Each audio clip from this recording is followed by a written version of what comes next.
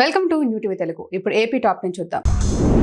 Narasaraopet one town police station పరిధిలోని ప్రజలకు వివిధ అంశాలపై అవగాహన, జాగ్రత్తలు తెలిపే విధంగా మీతో మేము కార్యక్రమం పేరుతో CI Vijay Charan LD screen ను ప్రారంభించారు. ఈ సందర్భంగా సిఐ మాట్లాడుతూ డిజిటల్ స్క్రీన్లు ప్రత్యేకంగా శాటిలైట్ సిస్టమ్ తో అనుసంధానంగా పనిచేస్తున్నట్టు తెలిపారు. ఈ సిస్టమ్ ద్వారా ఉపయోగకరమైన సమాచారం, వీడియోలు, చిత్రాలు ప్రసారం చేయబడతాయన్నారు.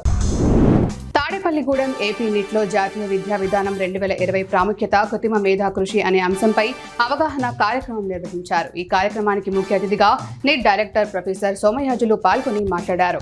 ఫ్లికర్స్ యాప్, ఈడీ, ఫజిల్, gamma, all India council for technical education రూపొందించిన యాప్లను బోధనా విధానంలో అమలు చేయడం ద్వారా మెరుగైన ఫలితాలు సాధించవచ్చన్నారు.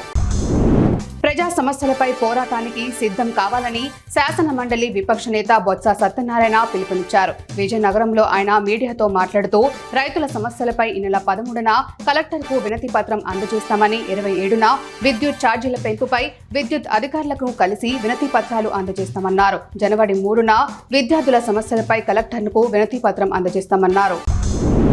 విద్యా రంగంలో సమస్యలు పరిష్కరించాలని డిమాండ్ చేస్తూ ఏఐఎస్ఎఫ్ ఆధ్వర్యంలో ఎలమంచిలిలో ఆందోళన నిర్వహించారు. ఈ కార్యక్రమానికి నేతృత్వం వహించిన ఏఐఎస్ఎఫ్ జిల్లా అధ్యక్షుడు బాబ్జీ మాట్లాడుతూ రాష్ట్ర వ్యాప్తంగా పెండింగ్ లో ఉన్న ఫీజు రియంబర్స్మెంట్, స్కాలర్షిప్ బకాయిలు చెల్లించాలన్నారు. ఇప్పటి వరకు ఫీజు రియంబర్స్మెంట్ చెల్లించకపోవడంతో విద్యార్థులు చదువులకు దూరం కావాల్సి వస్తుందన్నారు.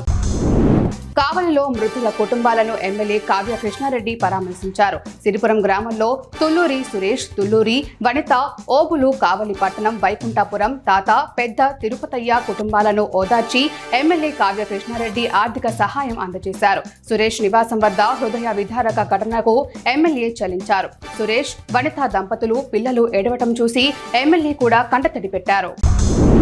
ప్రభుత్వ ప్రాధాన్యత కార్యక్రమాల అమలులో అధికారుల బృందాలు సమన్వయంతో పనిచేసి అన్ని పారామీటర్లలో జిల్లాను ముందు స్థానంలో ఉంచేందుకు కృషి చేయాలని నంద్యాల జిల్లా కలెక్టర్ జి రాజకుమారి అధికారులను ఆదేశించారు. కలెక్టరేట్లోని పీజీఆర్ఎస్ హాలులో ప్రజా ఫిర్యాదుల పరిష్కార వేదికలో భాగంగా జిల్లా అధికారులతో కోఆర్డినేషన్ అంశంపై కలెక్టర్ సమీక్ష నిర్వహించారు. బేస్తవారిపేటకు చెందిన ప్రకాశం జిల్లా జనసేన పార్టీ కార్యదర్శి లంక నరసింహారావు మీడియాకు తన సందేశాన్ని అందించారు.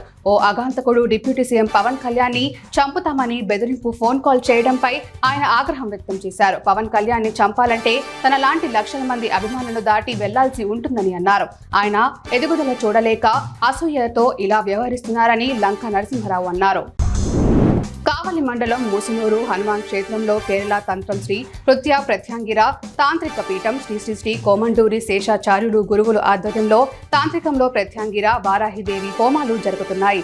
ఈ కార్యక్రమంలో కావలి ఎమ్మెల్యే కావ్య కృష్ణారెడ్డి పాల్గొని అమ్మవారిని దర్శించుకున్నారు. ఎమ్మెల్యే కోమండూరి శేషాచార్యులు సేవతో ఘనంగా సన్మానించారు. అనంతరం ఎమ్మెల్యే భక్తులను సందేశమిచ్చారు. వైసీపీ అధినేత మాజీ సీఎం జగన్ ఇటీవల పార్టీ శ్రేణులకు ఇచ్చిన పిలుపు మేరకు పార్వతీపురం నియోజకవర్గ మాజీ ఎమ్మెల్యే అలజంగి జోగారావు ఆధ్వర్యంలో వారి క్యాంప్ కార్యాలయంలో పార్టీ ముఖ్య నేతలతో సమావేశమయ్యారు. ఈ నెల 13వ తేదీన నిర్వహించబోయే రైతు సమస్యలపై ఆందోళన కార్యక్రమం గురించి చర్చించారు. ఆయన మాట్లాడుతూ రాష్ట్ర వ్యాప్తంగా ఈ నెల 13న రైతు సమస్యలపై పెద్ద ఎత్తున ఆందోళన కార్యక్రమాలు చేపట్టనున్నామన్నారు.